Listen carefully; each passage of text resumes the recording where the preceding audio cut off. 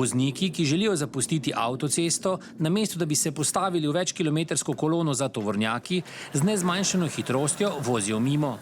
Nato želijo tik pred zdajci izsiliti tovornjake, da jih spustijo predse, a ves ta čas stojijo na voznem pasu, po katerem za njimi z nezmanjšano hitrostjo drvijo ostali vozniki. Zadnji trenutek opazijo to vozilo, zavijajo na prehitevalni pas in samo vprašanje časa je, kdaj bo kaj spokalo po domače. Nam je takole že meseca maja napovedal hudo nesrečo sogovornik iz Slovenske Bistrice.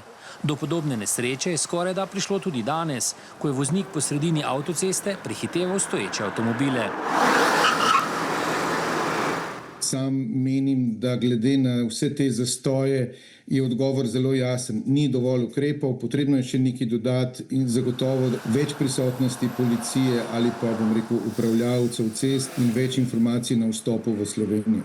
Izvajamo postrojene nadzore za varnostno razdaljo, kar se tiče tudi psihofizične pripravljenosti.